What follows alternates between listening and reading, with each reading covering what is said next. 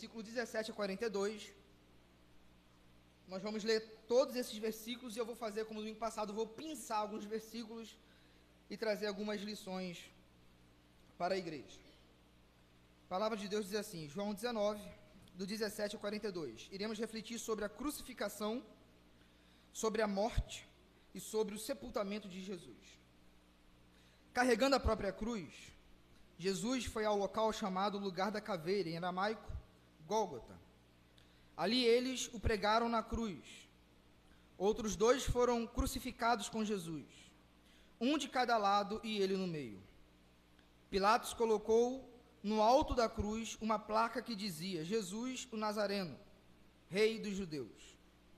O lugar onde Jesus foi crucificado ficava perto da cidade, e a placa estava escrita em aramaico, em algumas traduções em hebraico, latim e grego, de modo que muitos judeus podiam ler a inscrição. Eu não vou comentar esse versículo no sermão, mas deixo dar apenas um adendo.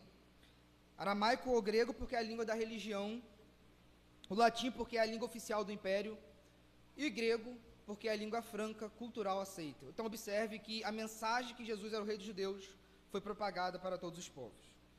Versículo 21. Os principais sacerdotes disseram a Pilatos: mude a inscrição de rei dos judeus. Para ele disse: eu sou o rei dos judeus. Pilatos respondeu: o que escrevi, escrevi. Depois que os soldados crucificaram Jesus, repartiram suas roupas em 4 partes, uma para cada um deles. Também pegaram sua túnica, mas ela era sem costura, tecida numa única peça, de alto a baixo. Por isso disseram: em vez de rasgá-la, vamos tirar sortes para ver quem ficará com ela. Isso cumpriu as escrituras que dizem: repartiram minhas roupas entre si e lançaram sorte por minha veste. E foi o que fizeram. Perto da cruz estavam a mãe de Jesus, a irmã dela, Maria, esposa de Clopas, e Maria Madalena.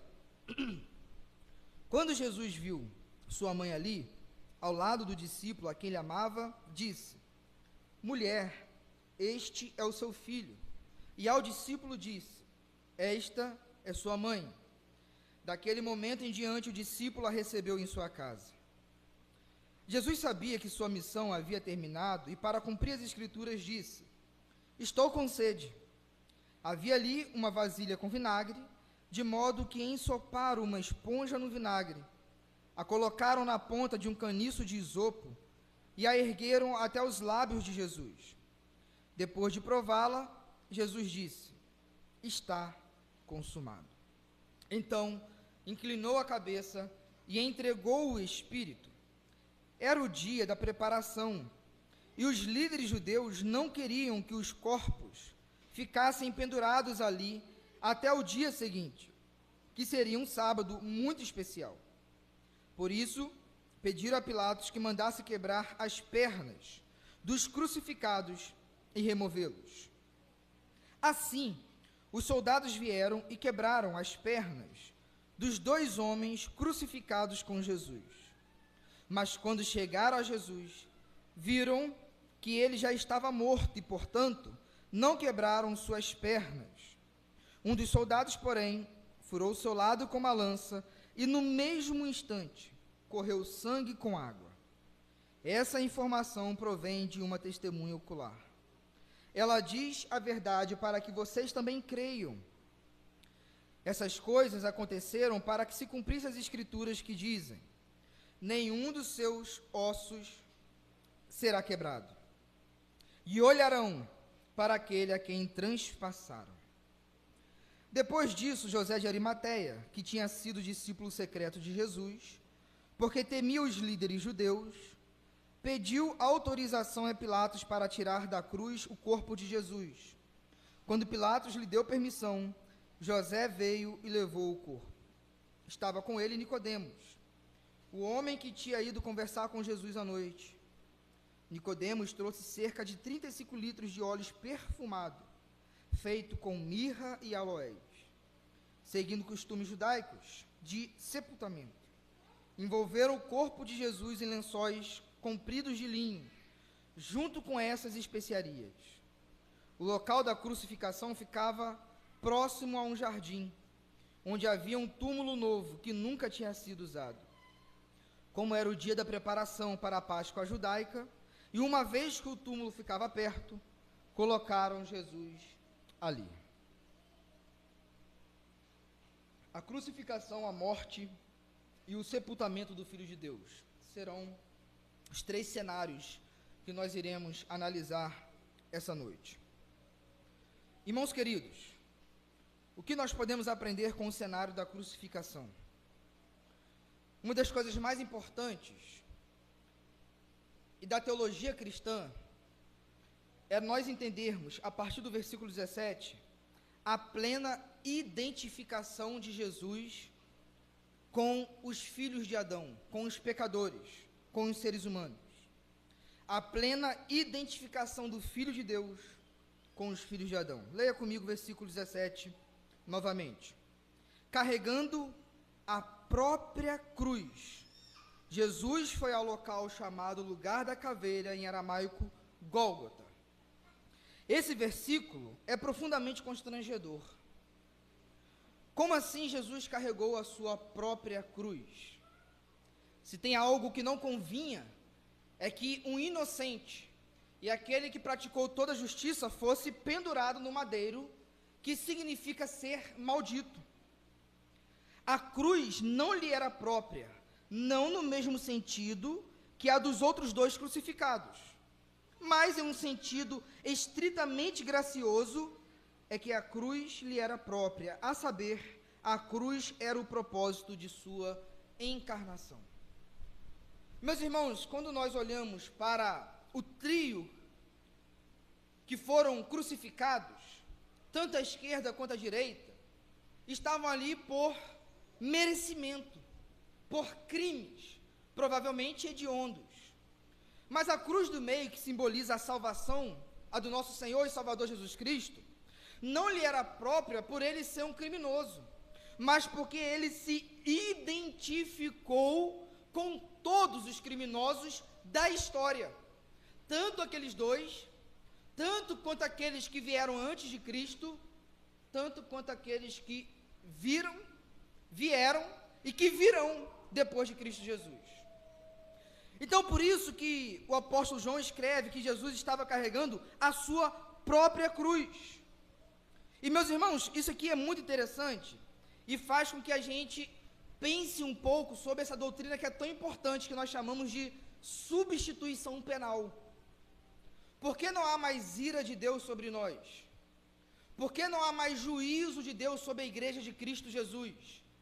Não é porque Deus apaziguou a justiça, não é porque Deus se corrompeu, não é porque Deus deixou de satisfazer a justiça, e a justiça exigia a morte do condenado. A alma que pecar, essa morrerá.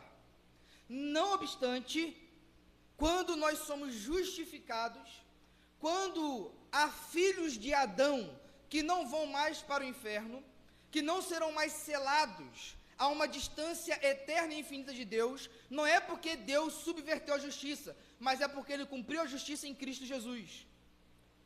A pena da morte recaiu sobre alguém, mas não sobre aqueles que creem em Cristo Jesus, porque Jesus absolveu em si mesmo a pena que devia cair sobre nós.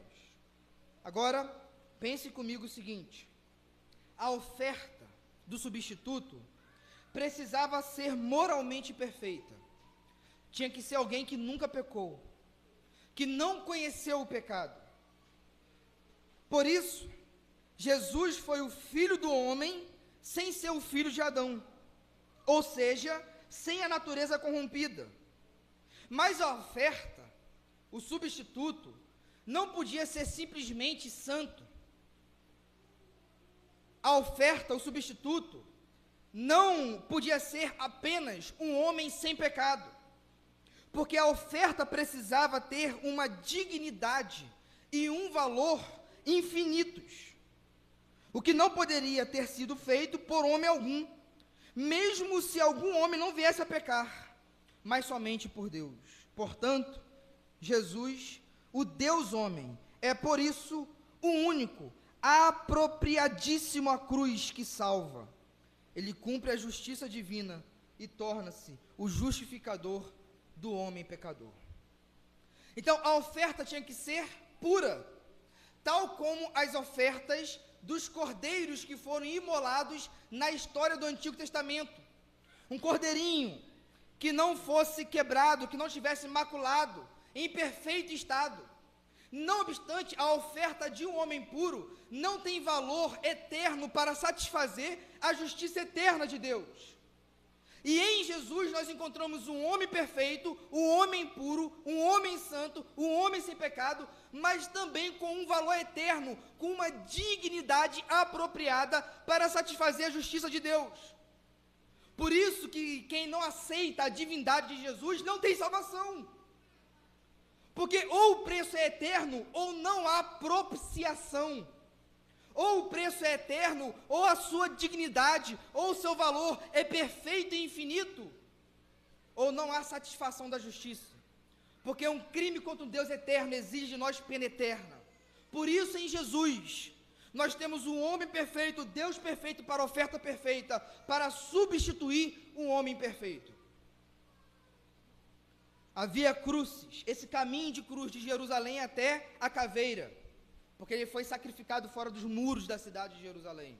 Tornou-se para nós a via céu, porque ele percorreu o caminho de morte. Nós agora estamos percorrendo o caminho de vida para o encontro com Deus da vida. Por isso, a grande lição que nós aprendemos com a crucificação de Jesus é que ele se identificou de tal maneira que nos substituiu, e a cruz que pertencia a nós, ele tomou para si, para que a gente não tenha mais que carregá-la.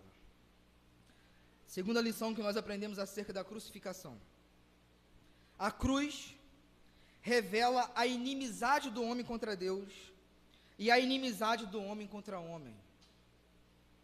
A cruz revela a inimizade do homem contra Deus e também revela a inimizade do homem contra o homem. Thomas Hobbes falou que o homem é o lobo do homem, e ele de fato acertou nessa. Jesus morreu por amor, mas o ser humano matou por ódio. A cruz é Deus em favor do homem, mas também é o homem contra Deus. A cruz é a maior manifestação da graça divina, mas também é a maior manifestação do pecado humano. Como já foi dito, a crucificação de Cristo foi a violação mais flagrante do 6º mandamento que os homens já cometeram: não matarás. Leia comigo o versículo 18. Ali, eles o pregaram na cruz. Revela a inimizade do homem contra Deus. Quando Deus encarnou em nossa história, revelou e mostrou o seu amor, o homem pegou esse amor e crucificou o Deus de amor. Porque o homem é inimigo de Deus. O homem tem aversão à justiça. O homem tem aversão à verdade. O homem tem aversão à santidade. O homem tem aversão à beleza. Tudo isso, cujo Cristo é o arquétipo perfeito. E quando o homem tem aversão a isso, empurrou esse arquétipo perfeito à cruz, porque o homem revelou a sua inimizade contra Deus. Nem sempre o amor será retribuído com amor. É muito possível, como a gente vê na crucificação, que o amor pode receber o pior de todos os frutos: a ingratidão, o ódio e formas de matar. Porque em Cristo Jesus ficou muito claro que o ser humano é inimigo de Deus. Mas a cruz também revela a inimizade do homem contra o próprio homem. Ainda no versículo 18, agora parte B. Versículo 18, parte B. Outros dois foram crucificados com Jesus, um de cada lado, e ele no meio. Jesus não foi o único pendurado no Gólgota. Ou seja, no Monte da Caveira, ficou escancarado não apenas a inimizade do homem contra Deus, mas também a inimizade do homem contra o homem. Ali nós temos dois criminosos que assaltaram a humanidade. Dois seres humanos que fizeram o mal à sua própria raça. E o Estado romano usando o instrumento de maior vitupério da época para escancarar que a raça humana está falida e está num estado errático e sem solução pela via humana. O máximo que o Estado poderia fazer ali é dar fim, é dar cabo ao homem mau. Mas nós vamos perceber que aquele instrumento de dar fim ao ser humano, porque aquele instrumento é um sinal de desesperança na humanidade. Quando alguém era crucificado é porque não há mais esperança para aquele homem, tão mal que ele se tornou. Por causa de Cristo Jesus, aquele símbolo de tortura, aquele símbolo de inimizade, tornar-se-á um caminho, uma porta e um símbolo de uma nova amizade, de Deus para com o homem e de um homem para com o próprio homem. A cruz subverte a inimizade do homem contra Deus e a inimizade do homem contra si. Não precisa ser mais o destino do ser humano. Ele agora pode ser amigo de Deus e também pode ser amigo um do outro. Queridos, uma coisa que fica evidente no Monte do Calvário é que o ser humano entregue a si mesmo não há mais esperança. Graças a Deus nós temos um Deus sábio e soberano que subverteu o Monte da Caveira. O Gólgota se tornou o palco de vida. Aquele cenário de morte, de crucificação, de horror, se tornou a fonte de água viva. Mas tudo isso porque Jesus estava ali no meio. Tudo isso porque Jesus deu um novo sentido, uma nova realidade àquele instrumento de horror. E com isso eu quero ir para a terceira lição, que casa muito bem com isso. A cruz gera uma nova humanidade, bem como uma nova comunidade. A cruz gera uma nova humanidade, bem como uma nova comunidade, ou uma nova família. No versículo 18, a gente viu que Jesus foi pregado no meio de dois homens. E nós acabamos de ver que o caveira, que o Gólgota, era o símbolo da desesperança humana. Ou seja, o símbolo de que o homem não tem mais fé no homem. No entanto, porque Jesus foi crucificado, aquele homem cuja a sociedade falou que não tinha mais jeito, recebeu a solução da sua vida nos últimos segundos de seu coração pulsando. A cruz de Cristo Jesus gera uma nova humanidade. A cruz, que era o fim da esperança humana, passou a ser o nascedouro dela. Tanto que ali no Gólgota, um dos delinquentes foi alcançado não apenas pela sua própria cruz, mas pela própria cruz de Jesus. A cruz de Jesus anulou o poder da cruz de um dos criminosos. O criminoso morreu em glória, mesmo que padecendo na mais vil e ignominiosa penalidade da época. Meus irmãos, que coisa belíssima. Um ser humano que estava aos 47 minutos do segundo tempo, descobriu a possibilidade de se tornar um novo homem. Ele não pôde exercer essa nova humanidade em vida. Mas no final da sua vida, ele experimentou a vida eterna. Porque a cruz de Cristo Jesus gera um novo homem. Aquele homem que se converteu tinha um selo da sociedade de que ele não tinha mais jeito.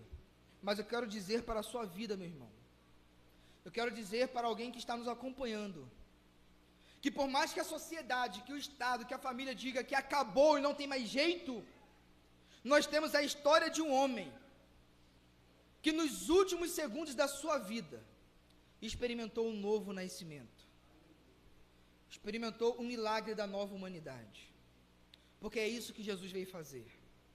Por causa da cruz de Cristo Jesus, nós não precisamos mais morrer na condição de filhos de Adão, mas morrer na condição de filhos de Deus.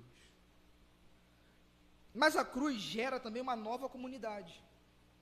O indivíduo que estava pendurado na cruz era um indivíduo mau, criminoso. No entanto, se converteu e se tornou um novo homem.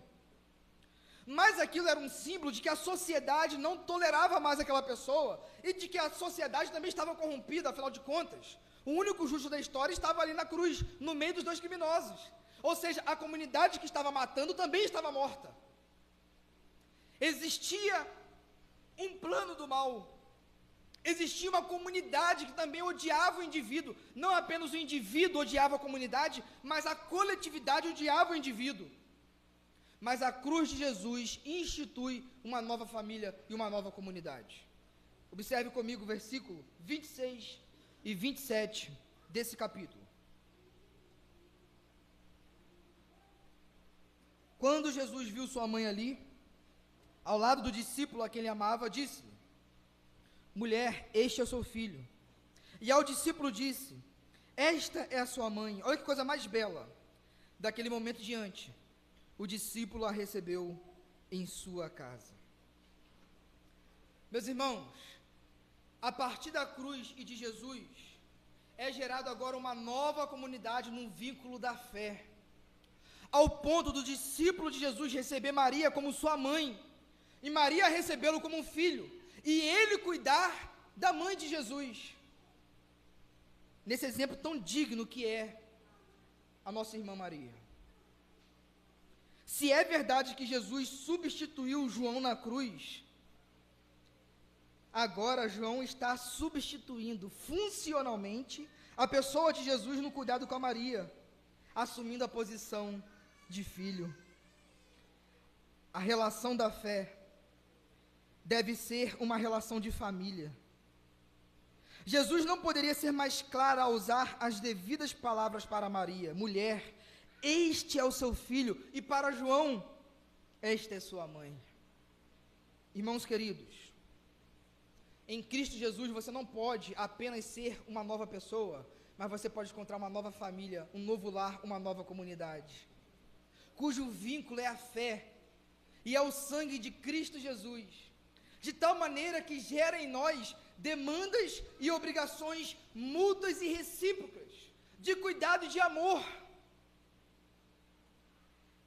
Jesus cuidou da sua mãe biológica, nesse momento fatídico da sua história ao morrer, pedindo para que um de seus discípulos cuidasse dela. A fé em Cristo Jesus nos chama para uma nova família. Como é bom nós pertencermos e sermos uma igreja que tem essa característica de comunidade aliançada, pactuada no sangue de Jesus, a qual nós chamamos uns aos outros de irmãos. E não somente por uma questão fonética, mas de consideração, irmão Kleber. Por isso nós nos auxiliamos e cuidamos uns dos outros e nos preocupamos uns com os outros, ao ponto de fazer João receber uma mulher em sua própria casa e cuidar dela. Mas uma lição muito importante também é que Jesus nos outorga o cuidado com aqueles que estão sofrendo, sobretudo na nossa família também sanguínea, porque Jesus estava morrendo e ainda assim cuidou da sua mãe. Meus irmãos, eu falo aqui na igreja, como nós temos exemplos belíssimos, né? Temos o Charles, o Kleber cuidando da mãe. Eu estava conversando com a irmã Odete e a irmã Maria José no almoço, como que elas são cuidadas pelos seus filhos, que coisa belíssima. Enquanto que é bem verdade que há muitas pessoas que ao chegar no momento de ficar isolado, Maria aqui era viúva, os seus filhos biológicos não estavam com ela, porque os seus filhos não criam Jesus ainda, Judas e Tiago virão a crer, mas aqui não criam, e Maria está desolada sozinha, e Jesus olha com um olhar de filho e fala: cuide da minha mãe. Como é honroso nós amarmos aqueles pelos quais Deus trouxe a nossa existência. Esse vínculo, meus irmãos, é um vínculo que deve ser sempre preservado e cuidado. Amarmos e cuidarmos daqueles que cuidou e nos gerou nos afetos, nas providências e em todo o cuidado material. Por fim, a cruz. Esse cenário de cruz nos ensina uma lição muito importante, mas também muito perigosa. Hoje estava falando com o pessoal que queria vir de terno, mas quando está muito quente, não vi não. Imagina. Se eu sumir não é porque eu fui arrebatado não, é porque eu fui evaporado. A última lição que a cruz nos ensina é que a cruz pode ser desperdiçada. A cruz pode ser desperdiçada. Um dos criminosos aceitou Jesus e morreu na cruz de Cristo, foi substituído. Mas o outro não, o outro zombou de Jesus. Mas, meus irmãos, observe o seguinte, que a cruz no meio foi para ambos. E eu gosto de uma frase do Heiler, bispo Heiler, que diz o seguinte: na cruz, um ladrão foi salvo para que ninguém se desespere, mas apenas um para que ninguém se iluda. Por quê, meus irmãos? Porque a cruz não salva a despeito da fé. É fato que Jesus morreu por você, é fato que Deus te ama, mas somente aquele que crer terá vida eterna. Não há salvação automática. A substituição do Cordeiro de Deus em favor da humanidade não gera o universalismo, e o Gólgota é prova disso. Um foi salvo e o outro não. Mas observe comigo nesse texto, versículos 23 e 24. Versículos 23 e 24. Depois que os soldados crucificaram Jesus, repartiram suas roupas em 4 partes, uma para cada um deles. Também pegaram sua túnica, mas ela era sem costura, tecida numa única peça, de alto a baixo. Por isso disseram: em vez de rasgá-la, vamos tirar sortes para ver quem ficará com ela. E isso cumpriu as escrituras que dizem: repartiram minhas roupas entre si, e lançaram sortes por minha vez. E foi o que fizeram. Meus irmãos, eles tinham o direito legal de ficar com os despojos. Era um direito legal o soldado ficar com aquilo que os seus inimigos tinham. No entanto, a gente aprende que os soldados adquiriram de Jesus aquilo que era de menos importância. E mesmo se o espólio de Jesus fosse grandes coisas, os soldados, na verdade, perderam a oportunidade de ganhar o verdadeiro tesouro que emana da cruz, porque ficaram simplesmente atentos ao bem material. O espólio de Jesus era irrisório, mas a sua dádiva verdadeira era incomparável. Preocupados em ganhar qualquer coisa, não ganharam nada. Assim são os oportunistas da fé. Enganam-se ao pensar que estão ganhando algo, quando perderam de vista o maior tesouro da fé, a própria pessoa de Jesus. Mesmo os que aqui na terra lucram muito com o mercado da fé, diferentemente dos soldados que quase nada ganharam, não ganham nada como eles. Meus irmãos, como tem pessoas que entram em inúmeras igrejas, que têm a oportunidade de ouvir que a cruz de Cristo Jesus salva, mas ainda estão preocupados em solucionar condições econômicas por meio da fé, tais como os soldados, que ganharam algo de Jesus, mas no final das contas não ganharam nada, porque perderam o grande dom que emanava da cruz de Cristo Jesus, que é a vida eterna. Quantas pessoas são ludibriadas e se enganam ao achar que estão ganhando alguma coisa, porque ao entrar para a igreja, a sua vida econômica melhorou. Esse é o testemunho das igrejas universais, do R.R. Soares, na rádio, liga a televisão. Meus irmãos, vem contar a bênção. Você foi salvo? Você foi liberto do poder do pecado? Não! Eu ganhei um carro, estão ganhando tudo, estão tirando tudo de Jesus, estão depenando Jesus, porque ele morreu numa cruz, mas não estão ganhando nada, estão acumulando simplesmente ira de Deus sobre as suas vidas. A cruz de Cristo Jesus pode ser desperdiçada, e a pergunta que cabe a nós é: o que eu tenho feito com aquilo que Jesus Cristo me deu na cruz? Nós podemos ganhar muitas coisas, meus irmãos, e isso não tem problema algum, Mas se a gente não bebeu da água da vida, que jorra do monte da caveira do Gólgota, nós literalmente não ganhamos nada adequado daquilo que Jesus quer nos dar na cruz. Essas são as lições que nós aprendemos com a crucificação. Agora quero chamar a atenção dos irmãos para o que nós aprendemos com o cenário da morte. O que a gente aprende com o cenário da morte, dos versículos 28 ao 37?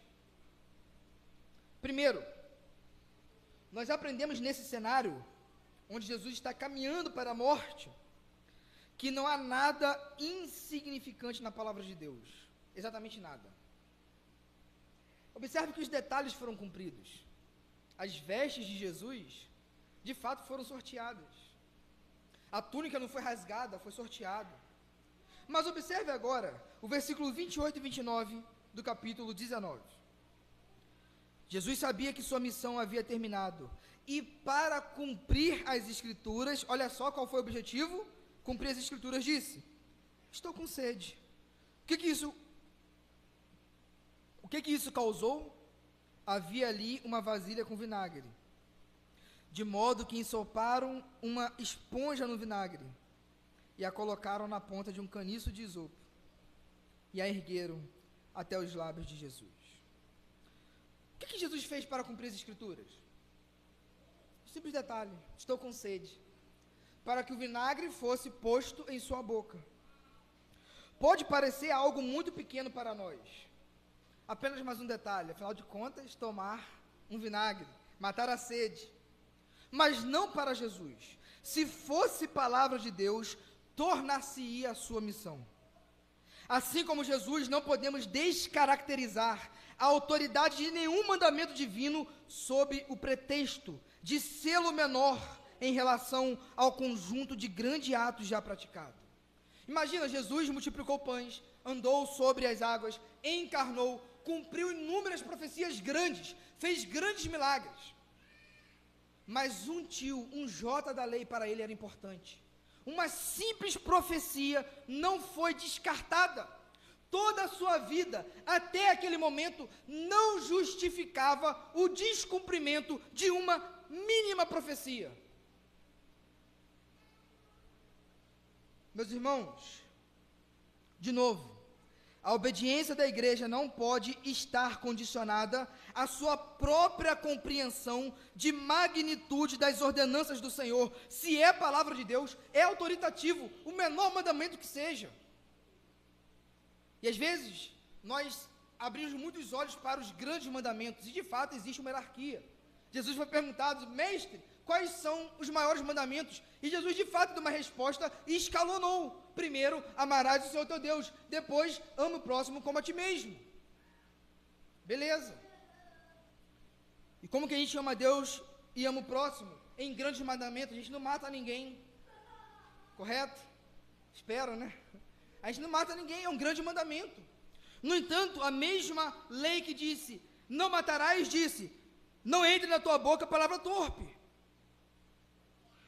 A mesma lei que fala para nós ajudarmos os pobres, que é algo grande, fala, meus irmãos, da importância de nós orarmos no privado, que às vezes parece ser tão pequeno, não é visto, mas é a mesma lei, é a mesma boca, é o mesmo Espírito Santo que inspirou um, inspirou o outro. Então a questão é, o que eu vou fazer com a palavra de Deus? A gente vai pegar uma meta que ficar grande, pequeno, é a palavra de Deus, eu vou cumprir. Por menor que sejam as suas reverberações, é palavra de Deus. Meus irmãos, Jesus aponta para nós que no momento de crise, da morte, ele cumpriu aquele negócio pequenininho, estou com sede, e toda a palavra se cumpriu. Meus irmãos, nós precisamos de muito temor e cuidado ao lermos as Escrituras, e não achar que está bem com Deus, porque fazemos as grandes coisas, e as pequenas falam assim, Deus vai relevar. Deus quer o nosso comprometimento total, cabal e completo. Segunda coisa que nós aprendemos com a morte de Cristo Jesus, nesse cenário de morte, o que a gente aprende? Que o plano da redenção está cabalmente completo. Depois de prová-la, Jesus disse, versículo 30, está consumado. Então inclinou a cabeça e entregou o Espírito. Está consumado. Está consumado. Não há nada que a gente possa fazer e acrescentar. Não há nada que possa ser posto. Eclesiastes fala que uma mosquinha dentro de um vaso de perfume, dentro de um unguento caro, estraga todo o perfume. Acrescenta uma mosquinha nesse unguento que é Cristo Jesus, nessa cruz bendita, e a gente perde toda a obra salvífica. A gente perde de vista toda a beleza do estar consumado. O plano de Deus foi planejado e executado pelo Deus, pelo Pai, pelo Filho e pelo Espírito Santo. E a gente acha que a gente pode dar um polimento na obra. Está consumado. Não há nada que possa se acrescentar. Pastor, então não posso fazer nada. Nada. Nem devo fazer nada. Nada. É receber. É receber. Na cruz, a missão foi cumprida. A oferta expiatória foi real e cabal. Agora, nesse momento, está sendo imolado o Cordeiro de Deus que tira o pecado do mundo. Não apenas uma ovelha que morre para expiar temporariamente o pecado dos seres humanos, mas o próprio Cordeiro de Deus está sendo imolado no altar da cruz. De fato, um cordeiro sem mácula, um cordeiro perfeito, como previsto pelo rito sacerdotal. Olha o que disse o teólogo pentecostal Meyer Perman. Sua primeira declaração de Jesus, sua primeira declaração, registrada nas Escrituras, foi: não sabias que me convém tratar os negócios do meu Pai? Isso lá em Lucas, capítulo 2, versículo 49, quando Jesus ainda é adolescente. Essas são as primeiras palavras de Jesus. Registrada na Bíblia, lógico. Não sabias que me convém tratar dos negócios do meu Pai? E sua última declaração foi: está consumado. Do início ao fim, ele tratou das coisas do seu Pai com uma obediência perfeita, irrestrita, num fluxo que não conheceu obstáculo. Por isso ele é o Cordeiro de Deus que pode falar: está consumado. É perfeito, é cabal, é completo. A consumação do plano ensina-nos que nada pode frustrar os planos de Deus. Nada, meus irmãos, pode frustrar os planos de Deus. Está consumado um plano que começou na eternidade, é óbvio, mas que começou lá com Eva, o proto-evangelho. Um plano que começou a ser traçado na linguagem humana, o proto-evangelho, Gênesis 3,15. Esse plano encontrou grandes desafios, porque a descendência de Adão e Eva encontrou um assassinato dentro da própria família. Mas depois veio Sete, da linhagem da semente divina. Esse plano encontrou obstáculo em Noé, onde todos se corromperam, mas de Noé veio Sem. Esse plano encontrou obstáculo porque a Mesopotâmia era politeísta, chafurdadas em pecado, e Deus chamou um homem, Terá e Abraão, para sair da sua terra. E esse patriarca mentiu, teve medo. E esse patriarca cedeu ao capricho da esposa quando não deveria. Surgiu agora um outro primogênito, Ismael, e agora? Mas deles veio Isaac. De Isaac veio Jacó, a gente conhece toda a bagunça. De Jacó veio a nação, e a nação veio tropegando, ao ponto das 12 tribos se tornar 2, Benjamim e Judá. Ao ponto de chegar no século I, 400 anos de silêncio, Deus não fala mais com o povo. Está todo mundo numa esperança. Israel está sendo massacrado por Roma. E agora um homem que é Messias. Tem 11 apóstolos. Desses 11, apenas um está na cruz, que foi João, o discípulo amado, todos os outros correram. E o seu público é mulher, que não tem valor nenhum, na época, como valor de testemunho. Fracassou, meus irmãos, o plano? Está consumado. O plano de Deus é perfeito. a nossa liberdade nunca ofuscará a soberania e a sabedoria de Deus. Nunca.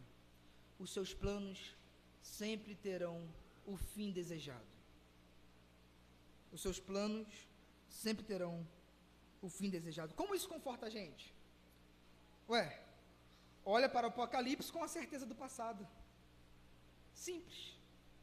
Olha para o evento da justiça, quando Jesus Cristo retornar, como evento passado, está seguro. Nós temos toda a história apontando para a gente que está consumado, que nada pode obstaculizar. A palavra difícil aqui, esqueci. Nada pode obstruir o plano de Deus. Nada. Agora, olha para frente. Olha para Apocalipse 21, 22. Tem certeza agora, meus irmãos? Nada pode ser um obstáculo aos planos de Deus. Nada. Isso deve gerar em nós paz, sossego, coisa que a gente não vai encontrar em nenhum outro lugar. O que mais nós aprendemos com a morte de Cristo Jesus? Último ponto da morte, depois vamos ver apenas um ponto do sepultamento. Leia comigo o versículo 35, meus irmãos. Meus irmãos, hoje a ceia está... Se alguém puder pegar um copinho de água para mim, agradeço. Hoje a ceia está maior do que de costume. Obrigado.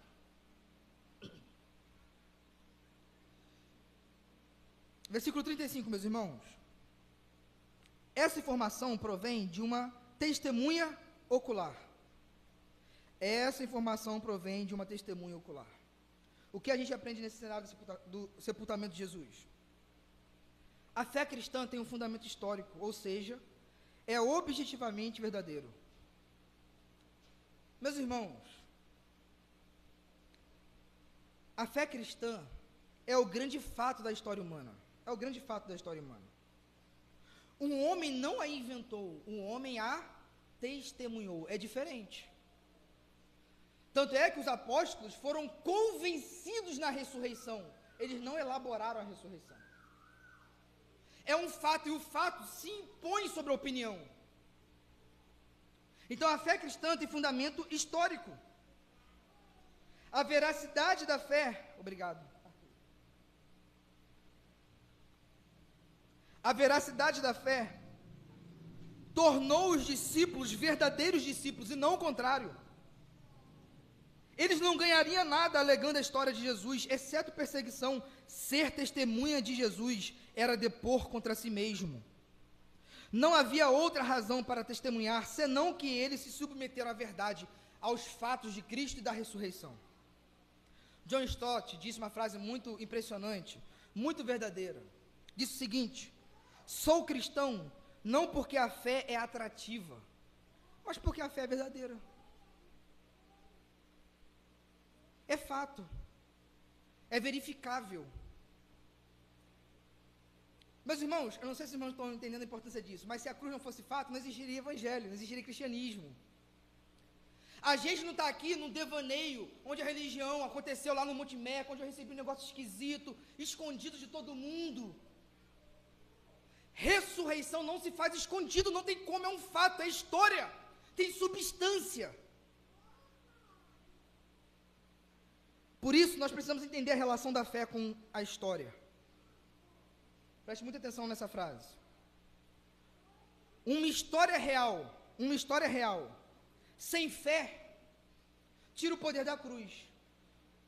Porque tem muitos historiadores hoje que já não duvidam da historicidade de Jesus, mas não tem fé. Para esses, a cruz é simplesmente mais uma cruz, tal como o ladrão da direita com o bem da esquerda. Não opera um poder, não opera eficácia, não salva. Uma história real sem fé tira o poder da cruz. Jesus seria apenas mais um crucificado, entre muitos. No entanto, uma fé, mesmo que vibrante, sem uma história real, torna o evangelho em um mito. Seria mais um conto entre outros. Pastor, mas será que, por mais que a fé produzisse grandes coisas, se fosse mentira, meus irmãos, nós ganharíamos o que com isso? Nós somos cristãos porque o cristianismo, a fé é verdadeira. Não é uma história, é história com H maiúsculo. É fato. a morte e a ressurreição de Jesus são fatos. Aqui está um homem que falou que a história é importante. Eu falo porque eu sou testemunha ocular. E qual é a consequência? Ele disse isso, a verdade, para que vocês também creiam. Por isso, meus irmãos, não existe crente liberal, esse negócio de, eu creio em Jesus, sou um crente da moda, mas esse negócio da ressurreição foi um negócio assim, que foi uma emoção que surgiu no coração dos discípulos. Sem o fato, não há cristianismo. Sem ressurreição, como disse o apóstolo Paulo, comamos e bebemos, que amanhã morreremos. Meus irmãos, gostaria muito de repetir a frase do Stott para encerrarmos esse ponto. Sou cristão não porque a fé é atrativa, mas porque a fé é verdadeira. Concluo esse ponto com a história do C.S. Lewis, que foi um ateu ferrenho, muito inteligente, muito racional. E dizem que ele foi o crente mais relutante, porque ele aceitou sem querer aceitar, aceitou pelos fatos. Ele começou a estudar, começou a perceber as objeções que ele tinha enquanto ateu contra Jesus Cristo. E ele começou a ter que se revirar contra as consequências de seus próprios raciocínios. Enfim, chegou um momento que ele teve que ceder. Rapaz, Jesus de fato existiu. Rapaz, Jesus de fato ressuscitou. Deus precisa ser a categoria última para eu conhecer algo. Sem Jesus Cristo, sem a verdade, sem um Deus transcendente, não há fundamento sequer para conhecer, meus irmãos. A fé cristã é verdadeira. Ela é atrativa, sim. Mas existem muitas religiões atrativas, e não é por isso que a gente é cristão, mas é porque ela é verdadeira. Por fim, encerro a mensagem de hoje à noite, tirando uma breve lição acerca do sepultamento de Jesus. Leiam comigo o versículo 38 e 39, e vamos encerrar o sermão dessa noite. Depois disso, José de Arimateia, que tinha sido discípulo secreto de Jesus, porque temia os líderes judeus, pediu autorização a Pilatos para tirar da cruz o corpo de Jesus. Quando Pilatos lhe deu permissão, José veio e levou o corpo. Estava com ele Nicodemos, um homem que tinha ido conversar com Jesus à noite. Nicodemos trouxe cerca de 35 litros de óleo perfumado, feito com mirra e aloés. Seguindo até aí. Qual é a lição que eu quero tirar com os irmãos nesse sepultamento acerca de José de Arimateia e Nicodemos, dois homens ricos e de prestígio na sociedade judaica? Meus irmãos queridos, nunca é tarde para amar Jesus. Nunca é tarde para demonstrar o amor público a Jesus. Nunca é tarde. José de Arimateia e Nicodemos, penso eu, ao ver Jesus morto, não foram pegos de remorso, mas foram pegos de arrependimento. Porque eles amaram Jesus, mas com amor débil, fraco. Eles não conseguiam romper com o status quo, com a posição, e manter aquela fé numa camisa de força, mas estava ali, meu Deus, ele de fato é o Messias. Sobre o amor secreto, Descartes, comentarista, escreveu o seguinte: normalmente, isso o condenaria aos olhos de João. O que condenaria José de Arimateia aos olhos de João? Uma fé secreta, porque João vem falando em todo o evangelho que não existe fé genuína secreta, uma fé que não se revele. No entanto, José se absolve por meio da corajosa ação que ele agora empreende. A fé era verdadeira porque a fé se tornou pública, a fé se manifestou, a fé floresceu. Nesse momento de crise, a fé de José foi provada e revelada. É verdade que muitos começam a fé cambaleando, mas como disse Heiler, alguns terminam melhor do que começam. Meus irmãos, se você enfrenta um dilema hoje na sua vida, de não confirmar sua fé em algum lugar, porque do status quo, por causa do medo da reputação, assim como José de Arimateia viveu esse dilema, sabe que é possível vencer isso, mas é necessário assumir as consequências. José de Arimateia se viu numa encruzilhada, e aquele momento era o momento, ou de morrer no anonimato, ou de romper com um casulo atrófico da reputação. Meus irmãos queridos, até quando iremos ter uma fé dentro de um casulo que mata e que não gera vida. Nós precisamos encarar essas crises de reputação como José de Arimateia e amar Jesus acima de todo prestígio. Por fim, ao sepultarem Jesus, José de Arimateia e Nicodemos também estavam sepultando o próprio prestígio diante da elite judaica. A fé pode custar tudo, mas certamente eles, José de Arimateia e Nicodemos, encontraram tudo ao abrir mão de tudo por Jesus. Talvez eles chegaram aqui, poxa, por que eu não fiz isso antes?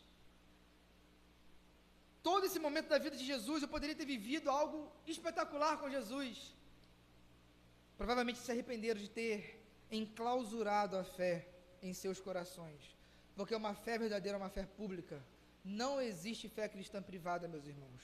Não existe fé cristã privada. Paulo disse: crie, por isso falei. Não tem como crer sem anunciar, crer sem se manifestar. Nunca é tarde para amar Jesus publicamente. Amém, meus irmãos? Se Deus permitir, domingo que vem a gente começa a finalizar o capítulo 20 de João. Vamos nos colocar de pé, orar.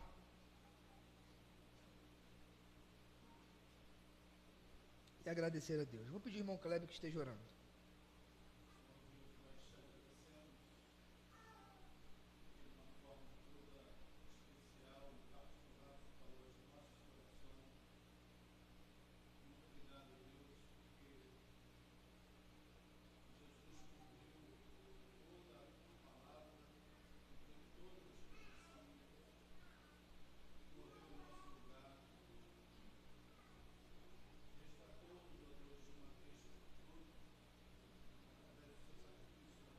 Amém.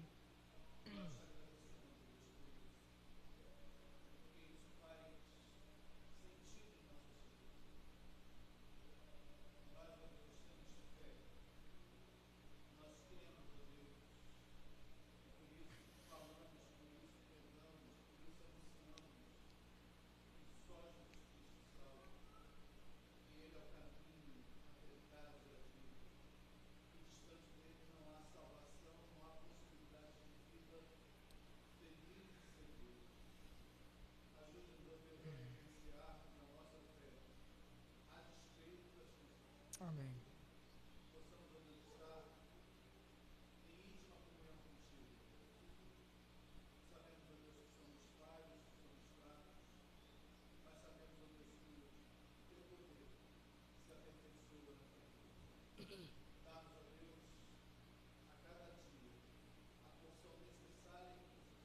Amém.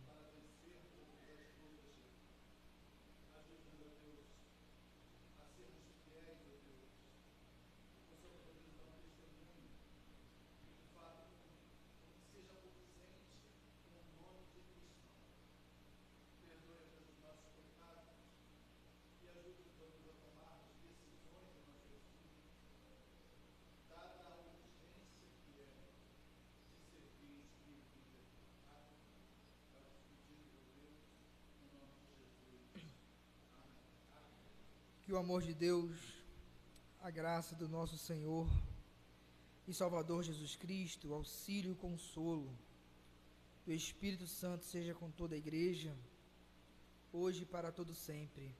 Amém. Meus irmãos, temos cantina hoje, coxinhas fritas, tá bom? A igreja pode se sentar, corações silenciosos, encerramos o culto dessa noite.